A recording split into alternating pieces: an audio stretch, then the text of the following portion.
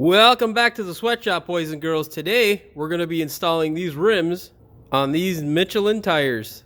Primarily, this video is going to be me showing you the process of installing the tires on these brand new rims. Also, along the way, I'll be showing you some things you don't want your installer to be doing to your brand new rims when installing tires. Most importantly, when selecting a tire shop, you want to make sure that they have the correct equipment to make sure that they won't scratch the hell out of your brand new rim when you get them installed. The things to look for essentially are these types of arms and plastic fittings that will basically not mar or damage the paint.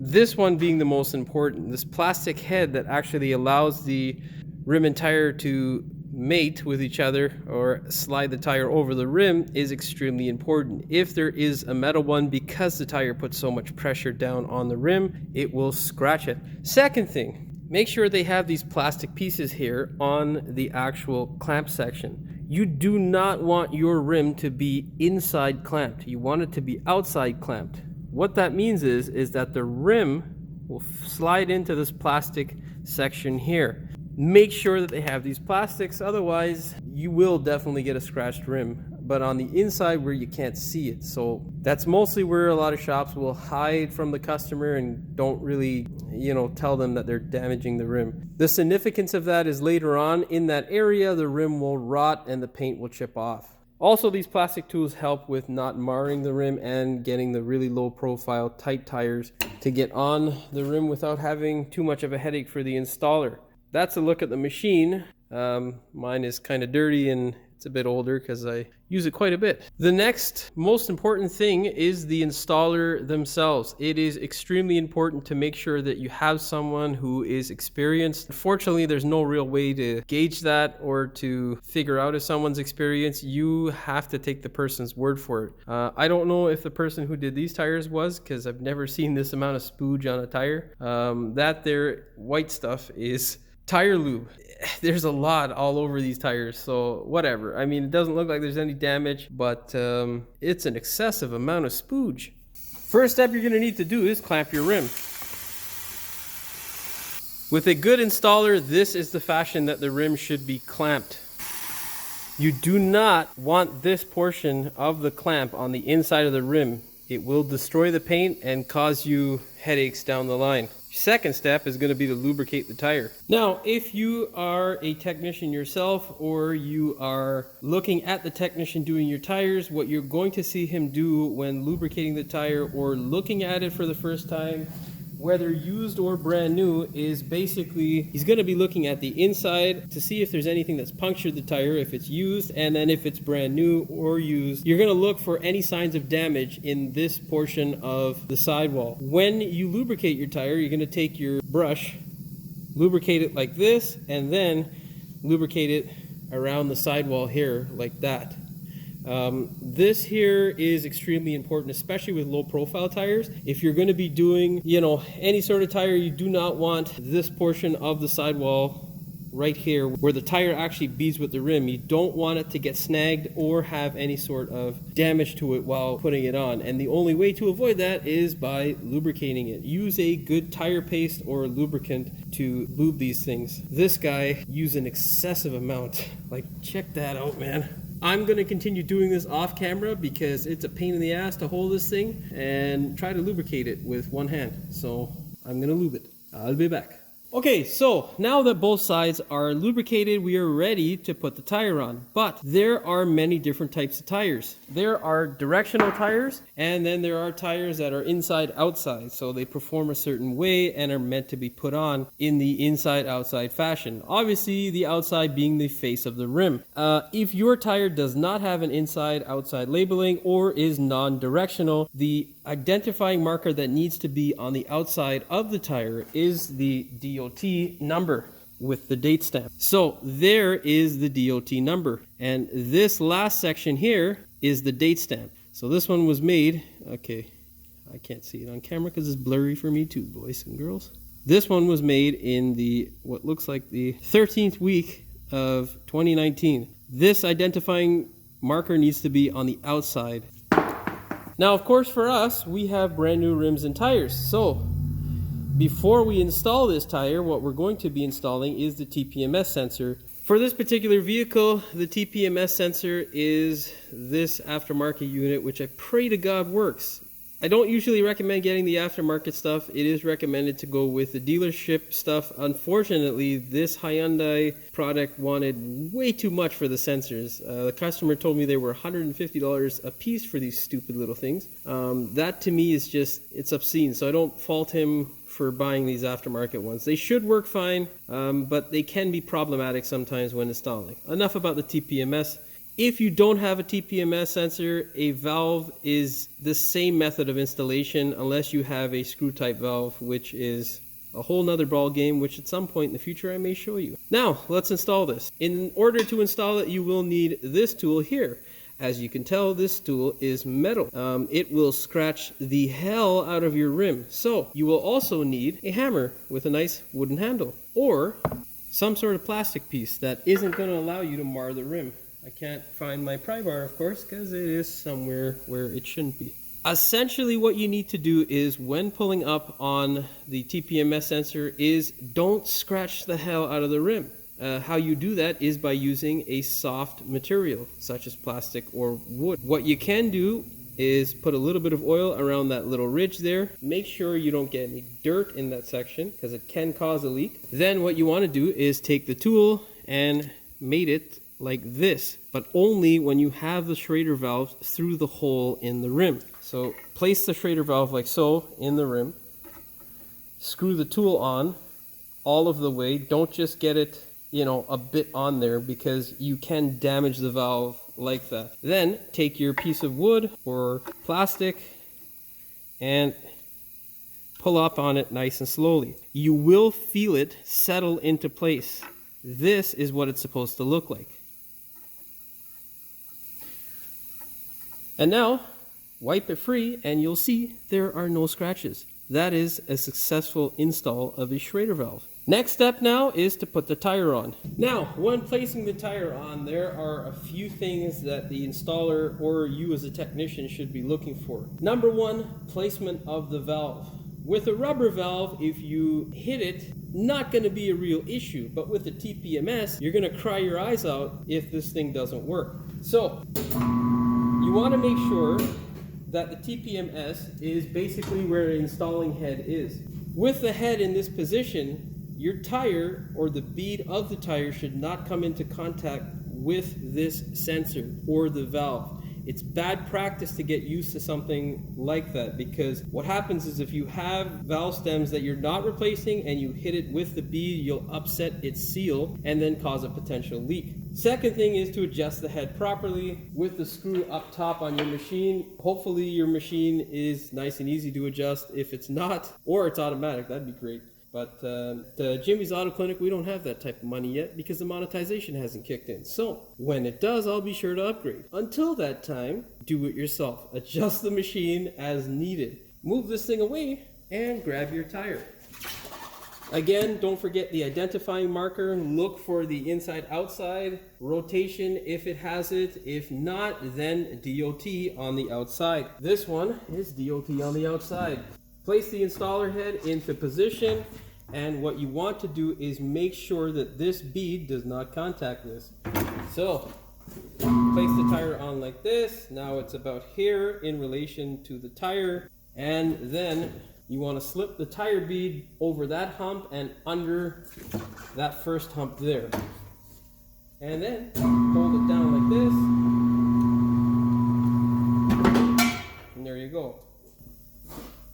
Don't let things fall off your machine while recording, because then you sound like an idiot. I think that's the first blooper for the blooper reel. Okay.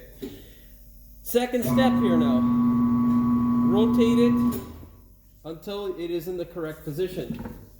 Now, some tires will come with a marking. The yellow marking should line up with the valve for optimal balancing. Now, in this particular situation, I don't have any markings, so we're gonna throw the tire on in any position. A lot of the really nice or good tires actually don't have markings. I guess because they're manufactured so well, you don't have to balance them in any specific position.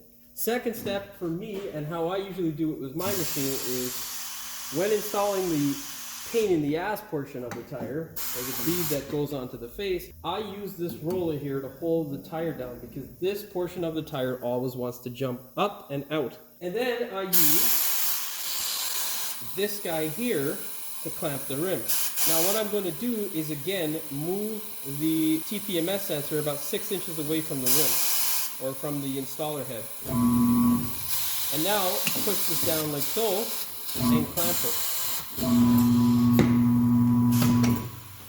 Now there you go, it slipped off there, so we might have to readjust. Hopefully not.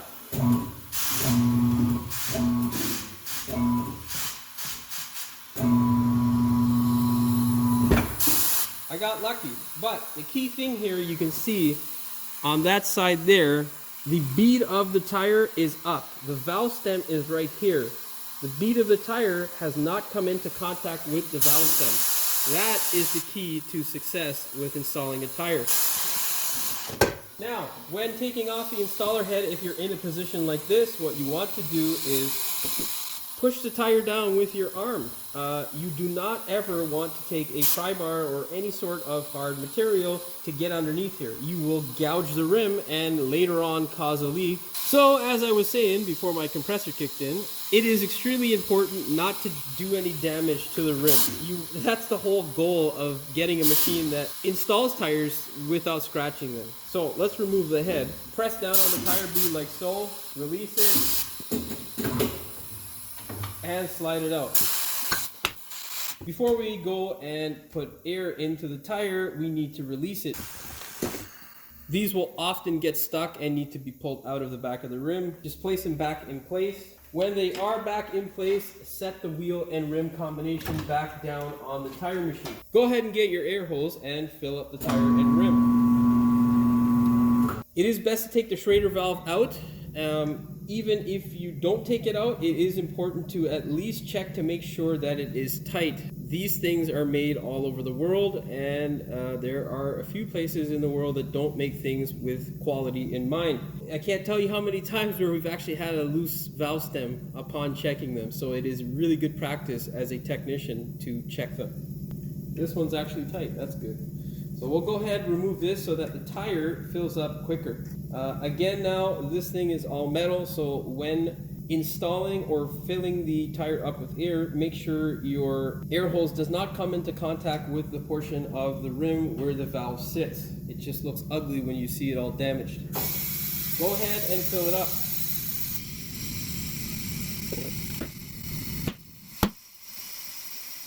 Once the bead has popped, you want to check the appropriate pressure for whatever it needs to be filled up to. For me, what I always do is I fill everything up to 35 psi and then I adjust as needed on the car. Also, you have to take into account the weather and the temperature as well. Mainly that information is for technicians, so you guys who aren't technicians are probably going to be bored out of your mind at this point. Hopefully you find it entertaining and hit that subscribe button, bro. Help a brother out, you know what I mean?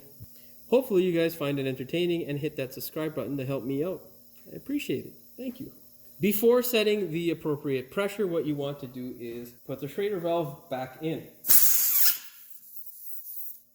The reason being is because when you have, say, a regular valve, the air comes out of there with quite a bit of velocity. That can cause quite a temperature difference from atmospheric temperature as well as temperature inside of the tire. Essentially what that equates to is quite a difference in pressure when you send the tire away. So say you fill a tire up to say 60 psi or 70 psi to get it to bead, and then you let the pressure out and you adjust the valve shortly after that. What can happen is, say 10 minutes down the road, when the pressure in the tire normalizes in terms of the temperature outside affecting it, can see sometimes a 5 to 10 psi difference. So if I set it up at 35, it can then be higher or lower depending on the temperature. So it is important to make sure you insert the valve at the appropriate pressure and then adjust as needed. Of course, do not forget your cap.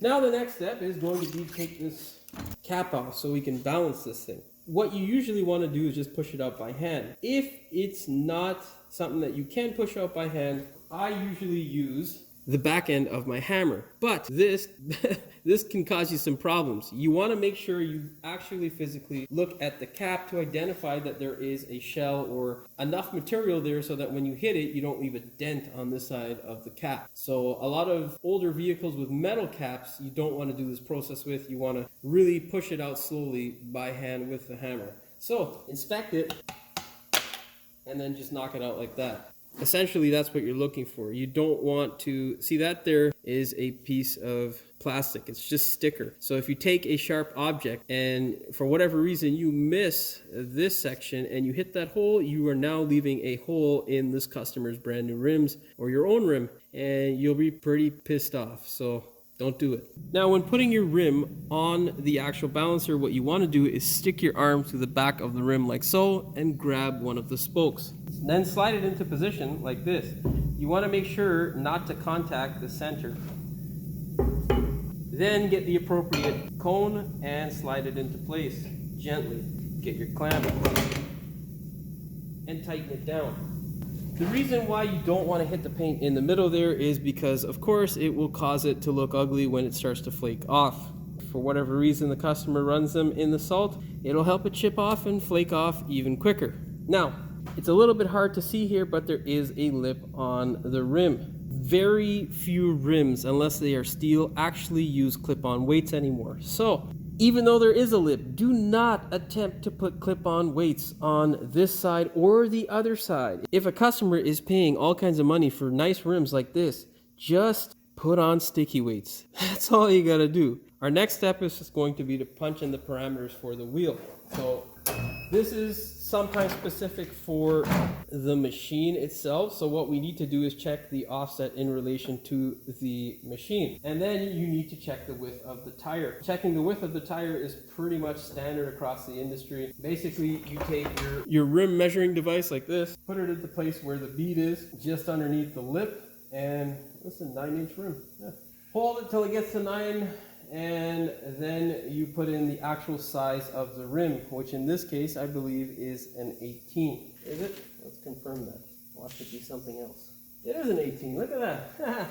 Now, for the technicians out there, just make sure that you select the right parameters on the machine so that you're placing the wheel weights in the correct position. Essentially, we're going to be installing the wheel weights in this portion of the rim there and then on the back. You need to adjust the machine there to make sure that it knows that you're placing the wheel weights in that position. If you don't calibrate the machine, it will not balance properly. For the customers out there who are taking their brand new rims to a wheel shop to get installed, you want to make sure that the person who is installing it is diligent and takes their time with your rims. If they have a road force balancer, great. If they don't, not a big deal. As long as they do it properly, these balancers work very well. You want to make sure that they use sticky weights. If the rims are used, you want to make sure that they clean the rim wherever they're going to place the wheel weights, because if they don't, the wheel weights will fall off. We use brake clean and a clean rag to prep the rim to receive the weight. Stick them on and you're good to go. Don't forget to place your weights in the proper position as per your machine. Then spin the thing and then make sure it is balanced. Once your machine has zeroed out, you are good to go. When removing it, same process, just be careful and don't scratch it.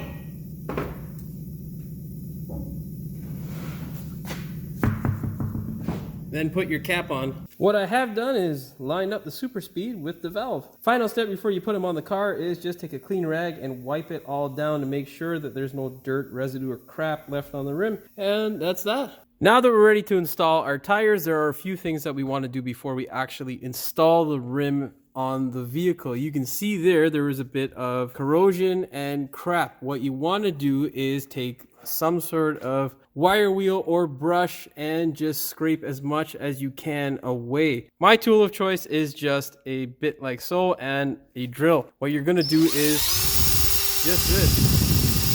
Work your way around the hub, and then I'll show you what to do next. Now, you should end up with a result that looks like this, something that is clean and shiny. What you want to do now is check it. If you have a centering ring, it'll make your life a lot easier. Just slide it on and make sure it goes into place nice and properly. If it does, you've done a good job. If you don't have a centering ring and you're putting on the stock wheel, you're going to have to use the stock wheel to make sure that there's no crud inhibiting the wheel from going on properly and sitting nicely on the hub. Now, in order to keep it in this state, what you want to do is apply some white lithium grease. For proper application, shake well.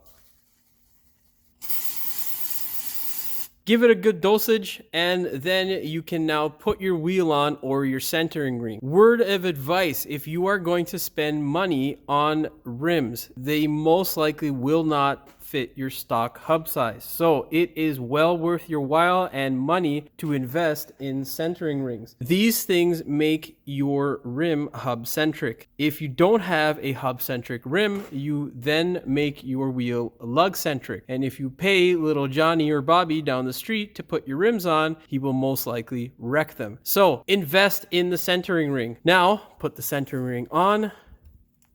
Then grab your nice new shiny wheel and place it on the car. So you can see now with the centering ring, there is a slight gap between the actual stud all around it and the actual wheel.